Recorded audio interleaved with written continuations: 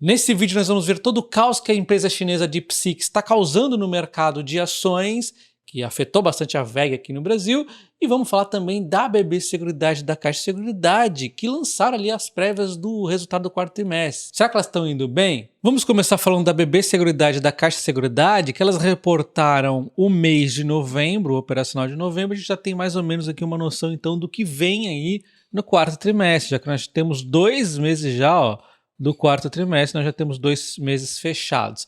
Então, aqui começando com a BB Seguridade na parte de seguros, lembrando que a parte de seguros é a parte que tem o risco, a parte que tem ali a sinistralidade. Então nós temos como a parte mais importante da empresa o rural, seguido do vida e prestamistas aqui em empate praticamente. Quando a gente vê o rural, ele teve um desempenho de queda, mas é normal neste mesmo período do ano, ó, teve aqui uma queda igual, né? E ele está, ó, nesses 2 meses acima dos períodos do ano passado. Então o rural vai vir mais forte na BB Seguridade do que no ano passado, em termos de prêmios aqui, né? Enquanto a vida está praticamente em linha, pouquíssima coisa abaixo de 2023, um pouco abaixo de 2022, né? Enquanto no prestamista nós estamos abaixo do ano de 2023, puxado principalmente pelos volumes. Os volumes vieram bem mais baixos aqui, né? Acabou puxando o prestamento para baixo. A habitacional e residencial foram positivos, mas como nós vemos aqui, eles têm menos relevância, né? Mas ainda assim eles vieram fortes. E como nós estamos falando de seguros, então também tem os sinistros ali, né? E os sinistros, a gente pega aqui os 3 meses do ano passado, na verdade, olha, eles estão menores do que agora até, né? Nós não temos ainda o mês de dezembro, mas deu uma diminuída. Eu peguei só algumas frentes da empresa para a gente ter uma noçãozinha, tá? Na parte de resseguro, ela também foi mais cautelosa aqui, né? A gente vê que tá menor aqui os números. E na parte de acumulação, que aí nesse caso não tem a sinistralidade, né? O mais bacana é fazer reservas cada vez maiores. A gente vê então previdência e capitalização. Na previdência, essa queda nas novas contribuições mensais, porém é natural neste período. O que importa é que as reservas, elas subiram aqui, ó, 10,5%, né? Enquanto no mercado, sem contar a BBSE, subiu 14,3%. Ela subiu menos que o mercado, mas ela também é uma empresa muito grande, é meio difícil, né? Ela conseguir o mesmo ritmo em alguns momentos. Porém, de qualquer forma, subindo 10,5%, subiu acima da inflação, é uma boa, né? Enquanto a capitalização, ela teve aqui até um pouco de queda, né, nas reservas, o que não é muito bacana. Mas ainda assim o mercado também não subiu tanto, né, 6,6. Então eu posso resumir da seguinte forma, a parte de acumulação aqui poderia ter ido melhor, mas ainda assim foi positivo, já que a parte mais importante que a Previdência subiu aqui 10,5%, né, mas foi um resultado ok, enquanto o seguro já foi melhor, já foi mais forte puxado aqui, ó, pelo rural, né, o rural ele vem com prêmios fortes e a sinistralidade que estava atrapalhando antes já deu uma tranquilizada. Então a parte do rural está indo bem, a prestamista um pouco negativo e o vida aqui está meio que neutro, né? Então seguros, puxado pelo rural, deve vir bom. Então podemos ver que em 2023 a empresa teve um lucro de 7,95 bilhões e ela está no momento com um lucro de 8,52 bilhões. Teve um crescimento e o quarto trimestre tende a ser positivo. Óbvio que ele ainda está em aberto, ainda falta o mês de dezembro, ainda falta ver a questão da renda fixa ali dela que ela ganha, né? Vamos dizer, a parte da Selic, né? Falta ver também a defasagem do IGPM, enfim, falta um monte de detalhezinhos, o mês de dezembro, por exemplo, né?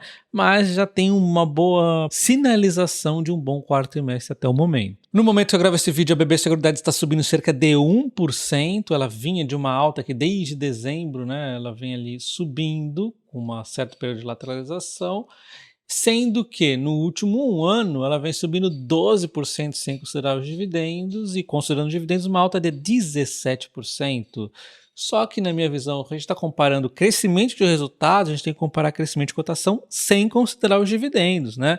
Porque o dividendo, imagina que a empresa mantenha o mesmo nível de resultado. Teoricamente, ela conseguiria manter o mesmo nível de dividendos, né? Então, na minha visão, dividendos tem que ver ali a parte. Então, se você considerava a BB Seguridade barata no ano passado, ela subindo 12% sem considerar dividendos, ela continua barata. Agora vamos falar da Caixa Seguridade. Eu vou aproveitar para fazer algumas comparações já com a BB Seguridade, né? Então a gente começa aqui na parte de acumulação, que é a parte de previdência e capitalização. Capitalização, a Caixa Seguridade cresceu 5,1, quando a BB Seguridade foi até um pouquinho negativo. A Caixa Seguridade cresceu quase em linha com o mercado, né?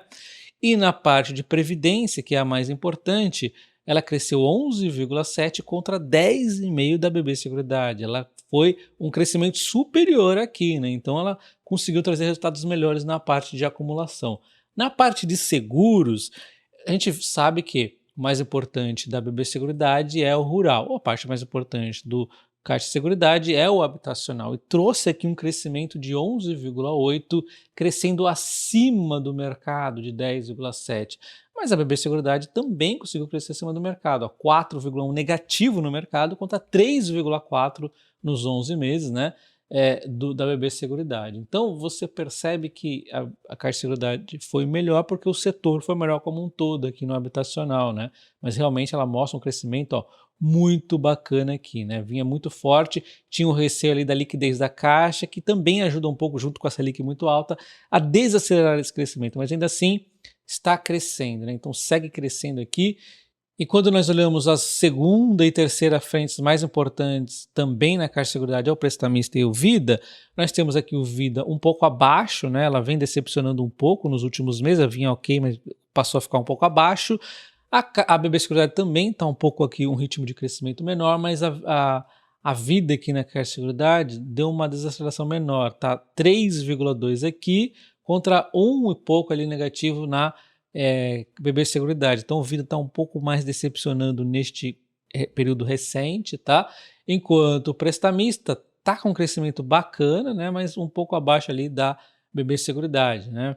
Enquanto o residencial, que já é menos importante que os demais, está aqui com um crescimento bacana, oscila, mas é normal, está indo bem aqui. Em termos de sinistralidade, aqui está bem tranquilo, né? Ela deu uma diminuída legal aqui no habitacional, teve aquele problema ali, já era esse período, né? Então já passado isso aqui. Vida também está bem bacana aqui, prestamista também está bem baixo, né? Enquanto o residencial, que estava em patamares altos, vem se regularizando aqui. Então, em termos de sinistralidade, está indo muito bem também a Caixa Seguridade. Então isso nos mostra que ambas as empresas continuam ainda resilientes, mesmo com as adversidades, que uma passou no rural e a outra passou ali no habitacional, ficou mais concentrado neste período aqui. Agora é mais a questão de ver se a Caixa Seguridade, a Caixa Federal vai continuar trazendo o mesmo ritmo, né, de crescimento aqui, para ela continuar crescendo dessa forma. Ela cresceu 11,8, um ótimo crescimento. Então quando você vê aqui o ano de 2023 com um lucro de 3,58 e no momento 3,60 nos últimos 12 meses, dá a impressão que a Caixa de Seguridade está menos acelerada nos crescimentos, mas na verdade está um pouco mais, né? Porque se você isolar aquele trimestre problema da sinistralidade, que ela foi salva ainda pelos resseguros, né, senão seria pior, ela consegue sim um crescimento bacana, né? Ela teve aqui, ó, no terceiro trimestre, por exemplo, 1,09 conta um terceiro trimestre de 2023 de 916 milhões. Então ela continua a crescer e até um pouquinho mais do que a BB Seguridade na minha visão, tirando essa questão aqui da sinistralidade. No momento, Caixa de Seguridade subindo 1,5%, o mercado gostou aqui da prévia, ele já vinha numa recuperação aqui nos últimos dias. Essa queda forte aqui também ela está sendo muito pressionada, a Caixa de Seguridade, pela questão do follow-on, que vai acontecer em algum momento de 2025 provavelmente, e aí causa essa pressão aqui nas cotações também, embora, né, ela ainda assim está no cenário positivo, subindo 6,3% nos últimos 12 meses, sem considerar dividendos. E assim como a BB Seguridade é uma ótima pagadora de dividendos. Então agora vamos falar sobre esse caos que a DeepSeek, essa empresa chinesa, está causando no mercado como um todo, né? Várias empresas de inteligência artificial, de energia, tem aqui a VEG no Brasil, várias empresas de diversos setores diferentes, inclusive despencando. E quando eu falo despencar, é despencar forte. Podemos ver a VEG no momento caindo 7%, a gente vai para a Microsoft caindo 2%, um ETF de semicondutores caindo 10,5%, tá? A gente olha aqui a TSM, que é uma empresa também que eu gosto muito, caindo 13,8%. E a gente tem que entender os tipos de risco, às vezes existem exageros por aqui, tá? Como, por exemplo, a Vistra Energia caindo 28%, uma empresa elétrica caindo 28%. Vale destacar que eu até tenho tentado comprar um pouquinho de Vistra, mas é difícil, né? Eu comprei lá atrás, em 2023, está na minha outra carteira parada lá, e ela já subiu muito, né? Eu comprava 22 dólares, 21, 23, e olha o preço que ela está agora, né? Deu uma disparada, mesmo caindo 28%, ainda vendo essa disparada. Então, muita dessa correção também é um pouco de exagero do pessoal ter subido às vezes demais. É uma ótima empresa, eu gosto muito, mas essa alta foi muito forte, né? E aí, inclusive, por isso que eu venho focando mais aqui na American Electric Power recentemente, e olha só, ela está até subindo hoje 3,8%. Então, a depender do tipo também de exposição e do porte da empresa, pode ter volatilidade diferente. Existe a narrativa que a Vistra vai ter uma exposição maior à questão dos data centers, eu já explico mais o que tem a ver com tudo isso. Antes disso, a gente pode ver aqui a Nvidia caindo 16,4%, o Bitcoin, mesmo sem ter correlação com tudo isso, caindo 2,7%, ele está muito ligado à tech, né? Enquanto Solana aqui caindo 5%. E eu nem vi ali ainda outras altcoins que, se você for ver, provavelmente está caindo bem mais ali, né? Então a DeepSeek lançou a sua inteligência artificial, já está entre as top 10, mas o que está surpreendendo o mercado não é nem de fato tanto a inteligência artificial em si no momento, e sim o valor que ela investiu, cerca de 5,6 milhões de dólares, contra mais de 100 milhões de dólares gastos na OpenAI, por exemplo. O próprio fundador ficou surpreso com essa reação do mercado, ele não imaginava, ele deu uma declaração que não imaginava que o mercado fosse ficar tão atento aos números investidos, ele falou que só foi ali gastando o mínimo possível, mais o necessário, e aí chegou a esses números muito menores do que as concorrentes, né? E tudo isso então coloca em xeque os vultuosos planos de investimentos gigantescos das empresas de inteligência artificial, com vínculo aqui à inteligência artificial. Então, será que vai ser necessário, de repente, tanta criação de data centers? Se não, talvez não vá utilizar tanta demanda energética de crescimento, e aí a gente já começa a pegar algumas empresas que tiveram um impacto maior.